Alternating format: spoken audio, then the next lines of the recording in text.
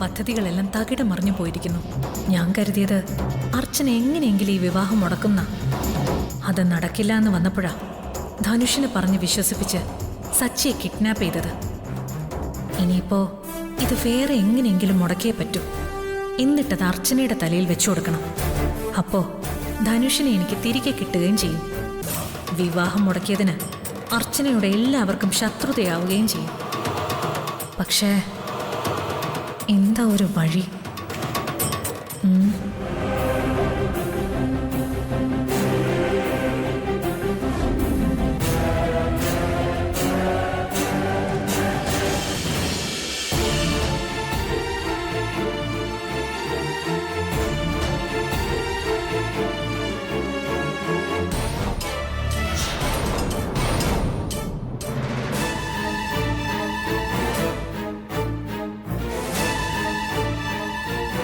അത്രയും പറയണമായിരുന്നു ഏട്ടത്തി. അത് എല്ലാവർക്കും ആവശ്യമായിരുന്നു. ഇവിടെ ബാക്കിയുള്ളൊരു ടെൻഷൻ അടിച്ചു കഴിയുമ്പോ അതൊന്നും നോക്കാതെ അവർക്ക് ഈ വിവാഹം എങ്ങനെയെങ്കിലും നടത്തിയെടുക്കണമെന്നൊരു ചിന്ത മാത്രമേ ഉള്ളൂ. ഇങ്ങനെയുണ്ടോ ലോകത്തെ ആളുകള്? ഒരു കാര്യം എന്തിനു വേണ്ടിയാ പറയുന്നതെന്നെങ്കിലും ആലോചിച്ചൂടെ?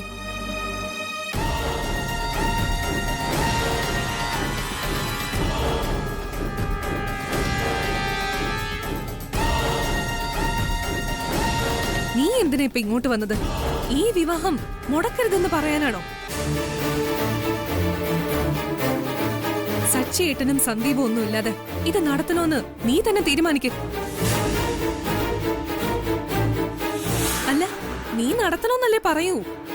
കൂടപ്പിറപ്പിനേക്കാൾ വലുതല്ലേ നിനക്ക് വിവാഹം? സ്നേഹേ, മനുഷ്യപ്പറ്റ് എന്ന് പറയുന്നൊരു സാധനമുണ്ട്. അത് ഉള്ളിലില്ലെങ്കിലും മറ്റുള്ളവർക്ക് അത് ഉണ്ടെന്ന് തോന്നാൻ വേണ്ടിയെങ്കിലും കുറച്ചൊക്കെ അഭിനയിക്കണം. നിന്റെ സ്വന്തം ഏട്ടനെയാ കാണാനില്ലാതെ പോലീസ് അന്വേഷിച്ചുകൊണ്ടിരിക്കുന്നത്. അത് മറക്കരുത്. അതിനിപ്പോ ഞാൻ എന്ത് ചെയ്തെന്നാ നീ പറയുന്നേ? ഞാനാണോ നാളെ തന്നെ വിവാഹം വേണമെന്ന് പറയുന്നേ? താഴെ ഇപ്പൊ പറയുന്നൊക്കെ നീയും കേട്ടതല്ലേ? സച്ചേട്ടനും സന്ദീപേട്ടനും ഏട്ടത്തിമാരും എല്ലാരും എന്റെ വിവാഹത്തിന് വേണം തന്നെയാ എന്റെ ആഗ്രഹം. ഇപ്പൊ സച്ചേട്ടനെ കാണാനില്ല എന്ന് പറയുമ്പോ നിന്നെക്കാ വിഷമം എനിക്കുണ്ട്. അതിനിപ്പോ ഞാൻ അഭിനയിക്കേണ്ട കാര്യമൊന്നുമില്ല. എനിക്ക് എന്റെ ഏട്ടന്മാരോട് എത്രമാത്രം സ്നേഹമുണ്ടെന്ന് നിന്നെ ബോധിപ്പിക്കേണ്ട കാര്യവും എനിക്കില്ല. അല്ലെങ്കിലും നീ എന്നെ ബോധിപ്പിക്കണ്ട. നീ കണ്ടോ ഈ പാവത്തിനെ? സച്ചേട്ടൻ എവിടെയാന്നറിയാതെ തകർന്നിരിക്കോ. അല്പം ദയ കാണിച്ചൂടെ ഇവിടെയുള്ളവർക്കെല്ലാം? ഒന്ന് ഇറങ്ങി അന്വേഷിച്ചൂടെ? പകരം എന്താ ചെയ്യുന്നത്? എല്ലാവരും വിവാഹത്തെക്കുറിച്ച് മാത്രം ആലോചിക്കുകയും സംസാരിക്കുകയും ചെയ്യുന്നു.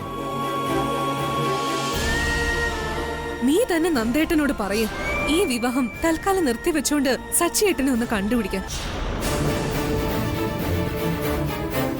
അല്ലെങ്കിൽ ഈ വിവാഹത്തിന് നീ തയ്യാറല്ലെന്ന് പറയൂ.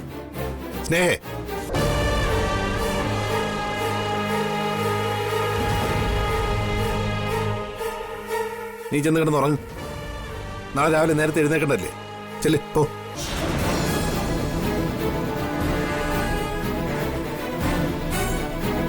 അനയിക്കെന്താ ഇപ്പൊ ഈ വിവാഹം നിർത്തിവെക്കണോ? അങ്ങനെ നിർത്തിവെച്ചാൽ ഈ വീട്ടിലെ പ്രശ്നങ്ങൾ മുഴുവൻ തീരുവോ? ഈ വിവാഹം ഇപ്പൊ വേണ്ടെന്ന് വെക്കാൻ ഇതിലും വലിയൊരു കാരണമാണോ നന്ദേട്ടൻ നോക്കിയിരിക്കുന്നത്? കാണാതായിരിക്കുന്നത് സ്നേഹയുടെ അകന്ന ബന്ധത്തിലുള്ള ആരുമല്ല, സ്വന്തം ഏട്ടനാ. അവള് വരെ ഇവിടെ നിന്ന് കുറച്ചു മുന്നേ പറഞ്ഞു കഴിഞ്ഞു സച്ചിയേട്ടനും സന്ദീപും കൂടി ചേർന്ന് നടത്തുന്ന വിവാഹത്തിനാണ് അവൾക്ക് താല്പര്യമെന്ന്. ഞങ്ങളും ചോദിക്കുന്നത് അത് തന്നെയാ. ഇതിനൊരു തീരുമാനം ഉണ്ടായിട്ട് പോരെ ഈ വിവാഹമൊക്കെ? അതിനിവിടെ ഒന്നും സംഭവിച്ചിട്ടില്ല അനഘേ. സച്ചി അവിടെ കാർ വിട്ടിട്ട് വേറെ എവിടെ പോയിരിക്കുകയാണ്. അവൻ നാളെ ഇങ്ങ് തിരിച്ചു വരുമെന്ന് എനിക്ക് ഉറപ്പുണ്ട്. ആ ഉറപ്പുള്ളിടത്തോളം കാലം ഞാൻ എന്തിനീ വിവാഹം വേണ്ടെന്ന് വെക്കണം? അർച്ചനയോടൊരു കാര്യം പറയാനാണ് ഞാൻ വന്നത്. അത് താഴെ വെച്ച് പറയാൻ കഴിഞ്ഞില്ല. അതിനുള്ളൊരു സാഹചര്യമല്ലായിരുന്നു. ഈ വിവാഹം നാളെ നടന്നില്ലെങ്കിൽ പിന്നീട് നടത്താൻ ധനുഷിന്റെ വീട്ടുകാർ സമ്മതിക്കത്തില്ല. സച്ചിയുടെ കാര്യം അത്ര വലിയ സീരിയസ് ആയിട്ട് എടുക്കേണ്ട കാര്യമല്ല. അതുകൊണ്ട് മതി, നന്ദേട്ടൻ നിന്ന് കൂടുതൽ ന്യായീകരിക്കേണ്ട കാര്യമൊന്നുമില്ല. സച്ചിയുടെ കാര്യം നിങ്ങൾക്കൊക്കെ അത്ര നിസ്സാരമായിട്ട് തോന്നുമായിരിക്കും. എന്നാ എനിക്ക് അങ്ങനെയല്ല. നിങ്ങളൊന്നും അതിനെക്കുറിച്ചൊന്നും കൂടുതലായിട്ട് ആലോചിക്കുന്നുമില്ലായിരിക്കും. പക്ഷെ എനിക്കത് മാത്രമേ ആലോചിക്കാനുള്ളൂ. നിങ്ങൾ വിവാഹം നടത്തുകയോ നടത്താതിരിക്കോ എന്ത് വേണേലും ചെയ്യുക. സച്ചേട്ടൻ തിരിച്ചു വരുമെന്ന് നിങ്ങളൊക്കെ സ്വയം വിശ്വസിക്കുന്ന പോലെ എന്നെ കൊണ്ട് പറ്റില്ല. എവിടെയായാലും ഞാൻ സച്ചേട്ടനെ കണ്ടുപിടിക്കും, തിരിച്ചുകൊണ്ട് വരികയും ചെയ്യും. അതിലെനിക്ക് ആരുടെയും സഹായം വേണമെന്നില്ല. ആരില്ലെങ്കിലും ഈശ്വരനുണ്ടാവും എന്റെ കൂടെ. എനിക്കത് മതി. സ്വയം ന്യായീകരിക്കാനും എന്നെ കൂടി പറഞ്ഞത് വിശ്വസിപ്പിക്കാനും ഇനി ഇവിടെ ആരും വരരുത്. അതൊന്നും കേൾക്കാനുള്ളൊരു മാനസികാവസ്ഥയിലല്ലാത്തതുകൊണ്ട് പറയാ ഞാൻ.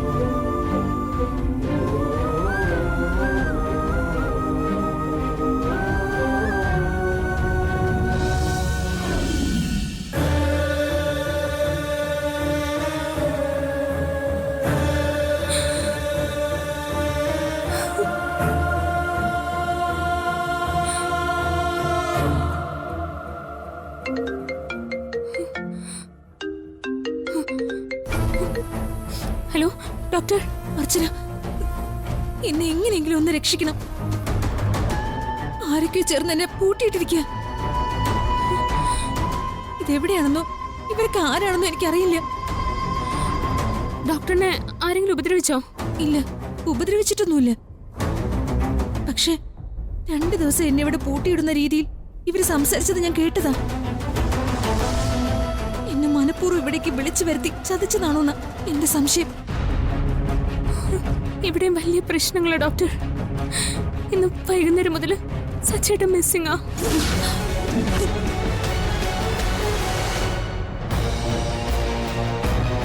എനിക്ക് തോന്നുന്നത് ഇതെല്ലാം ആരൊക്കെ ചേർന്ന് നേരത്തെ പ്ലാൻ ചെയ്തതാണെന്നോ. എന്റെ കൂടെ നിൽക്കാൻ സാധ്യതയുള്ള എല്ലാവരെയും ഓരോരോ സ്ഥലങ്ങളിലായി അവർ അകപ്പെടുത്തുക.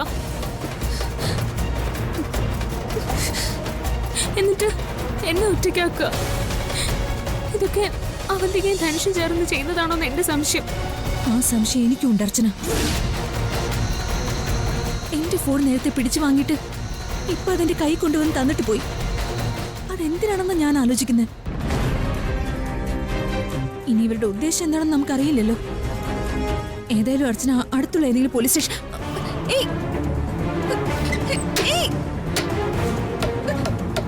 Doctor, hello hello doctor, doctor.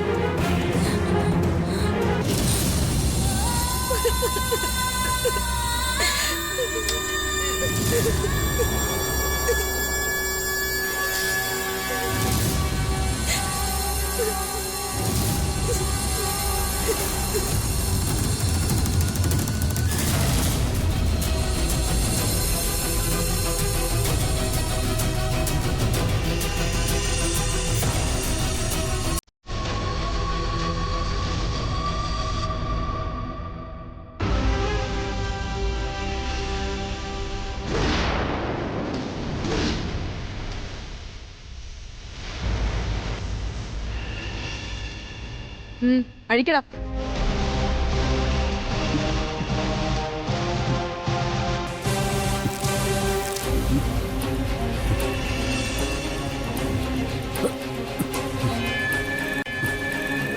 നിങ്ങളൊക്കെ ആരാ? എന്തിനാ എന്നെ ഇവിടെ കൊണ്ടുവന്ന് കെട്ടിയിട്ടിരിക്കുന്നേ? ഞാൻ നിങ്ങളോടൊക്കെ എന്ത് തെറ്റാ ചെയ്തേ? ആരെങ്കിലും ഒന്ന് പറയ് പ്ലീസ്. നീ ഞങ്ങളോട് ഒരു തെറ്റും ചെയ്തിട്ടില്ല. പക്ഷെ ഇന്ന് വൈകുന്നേരം വരെ നീ ഇവിടെ കിടന്നേ പറ്റൂ. അതിന്റെ കാര്യമൊക്കെ നിനക്ക് പിന്നീട് മനസ്സിലായിക്കോളും. നിങ്ങൾക്ക് എന്താ വേണ്ടത്? പണമാണോ? അത് എത്രന്ന് വെച്ചാൽ ഞാൻ തരാം. എന്നെ ഒന്ന് അഴിച്ചുവിട് പ്ലീസ്. ഞങ്ങൾക്ക് വേണ്ടത് പണം തന്നെയാ. പക്ഷെ അത് നീ തരണ്ട, തരേണ്ടവര് തന്നോളും. ഇന്ന് വൈകുന്നേരത്തോടെ ഞങ്ങൾ തന്നെ നിന്നെ അഴിച്ചു വിട്ടോളാം. അതിനുമുമ്പ് നീ എത്ര ബഹളം വെച്ചാലും എന്തൊക്കെ ചെയ്താലും ശരി, നീ ഇവിടം വിട്ടു പോവില്ല. അതുകൊണ്ട് ഇതുപോലെ വെറുതെ ഇരുന്ന് നീ ഞങ്ങളോട് സഹകരിച്ചേ പറ്റൂ. ഇനി രക്ഷപ്പെടാൻ എങ്ങാനും ശ്രമിച്ചോ? ഏയ്,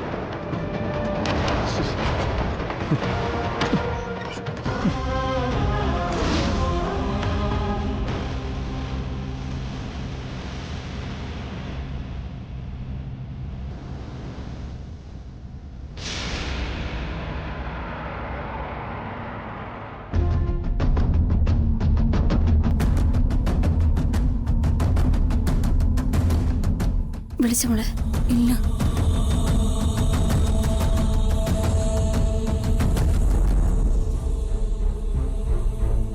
ാണ് സർജറി. ഓർണമെന്റ്സ് എല്ലാം അഴിച്ചു വെക്കണം. 8 ആവുമ്പോ റെഡിയായിരുന്നാ മതി. ശരി.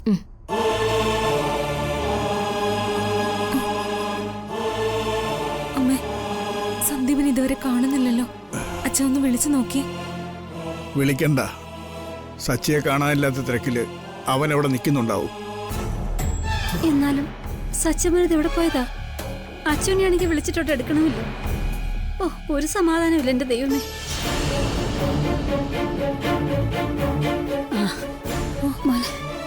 എന്തായി? സച്ചേട്ടനെ കുറിച്ച് എന്തെങ്കിലും വിവരം കിട്ടിയോ? ഇതുവരെ ഇല്ല. മൊബൈൽ ഫോൺ കാറിൽ തന്നെ ഇരുന്നോണ്ട് മറ്റെവിടേക്കെങ്കിലും പോയതാവുന്നാണ് പോലീസ് പറയുന്നത്. തിരിച്ചു വരുന്ന തന്നെ എല്ലാവരും പ്രതീക്ഷിക്കുന്നത്. എനിക്ക് ഉറപ്പാ ഏട്ടനൊന്നും സംഭവിക്കില്ല. അവിടുത്തെ CCTV ഒക്കെ നോക്കിയിട്ട് എന്തായി സന്ദീപ്? ക്യാമറ ഉള്ള ഭാഗത്തൂടിയൊന്നും കാറ് പോയതായിട്ട് കാണുന്നില്ല. കാറ് കിടക്കുന്ന സ്ഥലത്താണെങ്കിൽ ക്യാമറയില്ല.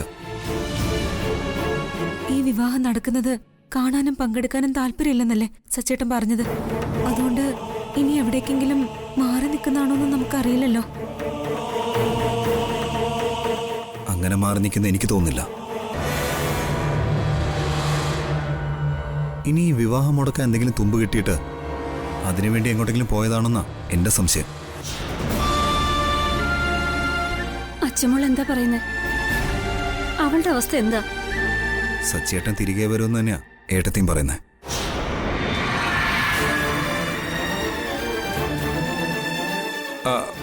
വിവാഹത്തിന്റെ കാര്യം പിന്നെന്ത് തീരുമാനിച്ചു?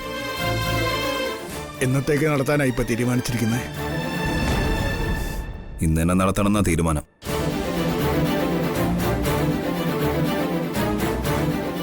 സച്ചിയേട്ടനെ കാണാതായതും ബാക്കിയുള്ള പ്രശ്നങ്ങളൊന്നും അവിടെ ആരും ബാധിച്ചിട്ടില്ല.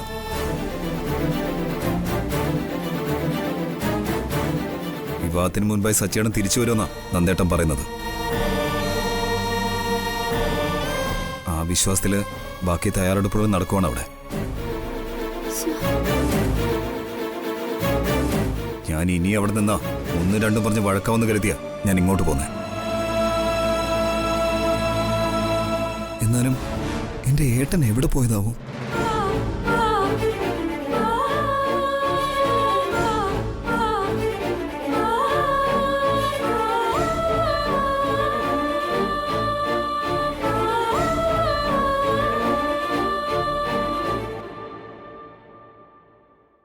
ഇവർക്കെല്ലാം വട്ടാണോന്നാ എന്റെ സംശയം. കാണാതായിരിക്കുന്നത് സേതുമാധവൻ എന്ന മനുഷ്യന്റെയും നന്ദൻ എന്ന ആളിന്റെയും സ്വന്തം ചോര തന്നെയല്ലേ? സച്ചിയെക്കാളും വലുതാണോ അവർക്ക് ഈ വിവാഹം? അവർക്ക് അവരുടേതായ ന്യായങ്ങൾ കാണും മീരെ. ഇപ്പൊ അവര് കാണിക്കുന്നതേ കുറച്ച് അന്യായോ. മറ്റൊന്നും അവര് ചിന്തിക്കണ്ട. അവിടുത്തെ ഒരു ചെക്കനെ കാണാതായിട്ട് ഒരു രാത്രി കഴിഞ്ഞു. അവൻ എവിടെയാണെന്ന് പോലും അറിയില്ല. പേടിക്കാനൊന്നുമില്ലെന്നും കണ്ടുപിടിച്ച് കൊടുക്കാന്നും ACPയും CAയും വാക്കുകൊടുത്ത ധൈര്യത്തിലാ ഇത് നടത്താൻ പോകുന്നത്. ഇതൊക്കെ കുറച്ച് കൂടുതൽ അനുപേട്ട. അർച്ചന അത്രയ്ക്കും താഴ്മയായിട്ട് പറഞ്ഞിട്ടും അവിടെ ആരും അത് കേൾക്കുന്നില്ല എന്ന് പറഞ്ഞാ എന്ത് വിലയാ അർച്ചനയ്ക്ക് സച്ചിക്കും അവര് കൊടുക്കുന്നേ? അർച്ചനയ്ക്ക് തന്നെ ഇപ്പൊ തോന്നുന്നുണ്ടാവും നന്ദനെ രക്ഷിക്കേണ്ടായിരുന്നു. സച്ചി എങ്ങോട്ടാ പോയെന്ന് അറിയില്ലല്ലോ. ഇനി മറ്റെന്തെങ്കിലും സംഭവിച്ചു കാണോ? എന്ത് സംഭവിക്കാൻ? അനുപേട്ടൻ പറയുന്നത് ഇതുപോലെ എന്തെങ്കിലും അപകടം പറ്റിക്കാണോന്നാണോ? എങ്കിലേ അങ്ങനെയൊന്നും ഉണ്ടാവില്ല. ദേ, അതിനുള്ള ധൈര്യമൊന്നും അവന്തിക്കോ ധനുഷിനോ ഇല്ല. അഥവാ അങ്ങനെ എന്തെങ്കിലും ഉണ്ടായാലും സച്ചിയെ രക്ഷപ്പെടുത്താൻ അർച്ചനയ്ക്ക് നന്നായിട്ട് അറിയാം. പിന്നെ സച്ചിയെ അപകടപ്പെടുത്തി വിവാഹം നടത്താന്നുള്ളൊരു ബുദ്ധി അവന്തികയുടെയോ ധനുഷിന്റെയോ തലയിൽ ഉദിച്ചെങ്കിൽ അത് അവര് കുഴിക്കുന്ന വലിയൊരു കുഴിയായിട്ട് കണ്ടാ മതി. അനുപേട്ടൻ ഒന്നുകൊണ്ടും പേടിക്കണ്ട. ദേ, അർച്ചന ഉള്ളിടത്തോളം കാലം സച്ചിക്ക് ഒന്നും സംഭവിക്കാൻ പോകുന്നില്ല. അത് 3.5 തരാ. ആ, പിന്നെ ആതിരയുടെ സർജറിയുടെ കാര്യം എന്തായി? ഇന്നല്ലേ പറഞ്ഞിരുന്നത്? ഇന്ന് തന്നെ പുലർച്ചെ ഒരു സ്കാനിങ് എടുത്തിരുന്നു. അതിന്റെ റിസൾട്ട് കിട്ടിയിട്ടില്ല. അതുകൊണ്ട് വൈകുമെന്നാ പറഞ്ഞേ. സന്ദീപ് ഇന്നലെ പോയിട്ട് മടങ്ങി വരാത്ത വിഷമത്തിലാ ആതിര. ആ, ഞാൻ എന്തായാലും അവിടെ വരെ ഒന്ന് പോയി നോക്കിയിട്ട് വരാം. ഡോക്ടർ എന്തേലും പറഞ്ഞോന്നും സന്ദീപ് വന്നോന്നും അറിയാലോ. ഇപ്പൊ വരാം.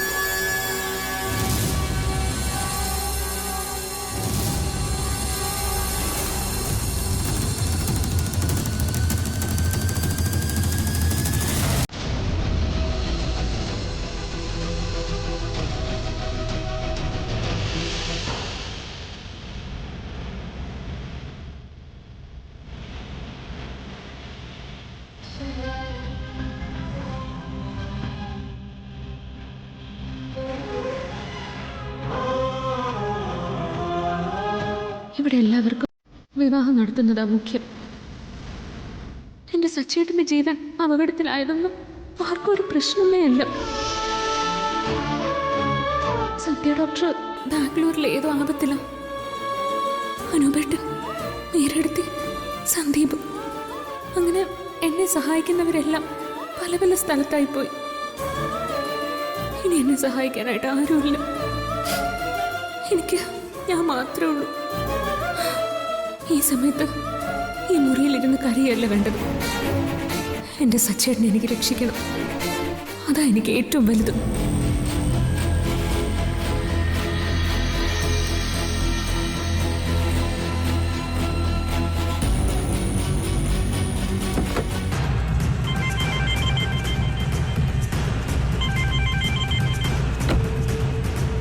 ഹലോ മാഡം, എന്തായി? എന്തെങ്കിലും വിവരം കിട്ടിയോ? നൈറ്റ് മുഴുവൻ സെർച്ചിങ് ആയിരുന്നു. അത് കഴിഞ്ഞ് ഞാനിപ്പോൾ ക്വാർട്ടേഴ്സിലേക്ക് എത്തിയതേ ഉള്ളൂ. സിറ്റി മുഴുവൻ ഞങ്ങൾ സെർച്ച് ചെയ്തു. ഇതുവരെ കണ്ടെത്താൻ പറ്റിയിട്ടില്ല ബോഡി പോലും. അതിനർത്ഥം സച്ചിദാനന്ദൻ എവിടെയോ ജീവിച്ചിരിപ്പുണ്ടെന്ന് തന്നെയാണ്. ജീവനോട് അയാളെ ആരോ ട്രാപ്പിലാക്കിയിട്ടുണ്ട്. ഇനി ആ വഴിക്ക് കൂടി ഒന്ന് അന്വേഷിക്കണം. അയാളെ രക്ഷിക്കാനുള്ള തീവ്ര ശ്രമത്തില്ല ഞങ്ങൾ. ഇന്ന് വൈകുന്നേരത്തോടെ കണ്ടെത്താൻ ശ്രമിക്കാം. അർച്ചന ഒന്നുകൊണ്ടും ടെൻഷനാവണ്ട. ഞങ്ങൾ സച്ചിദാനന്ദനെ കണ്ടെത്തിയിരിക്കും. ശരി മാഡം.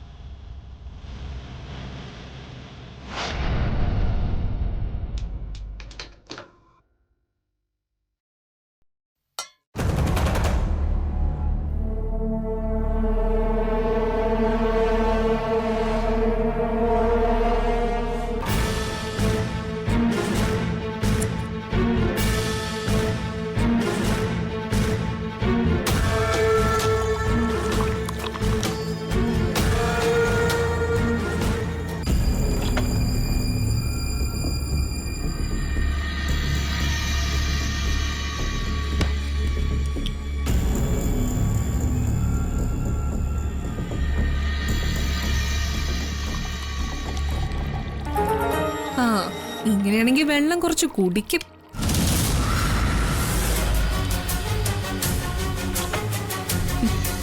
ഇനി ഈ വിവാഹം കൂടി കഴിഞ്ഞാ എപ്പോഴും വെള്ളം കൂടി തന്നെ ആയിരിക്കും.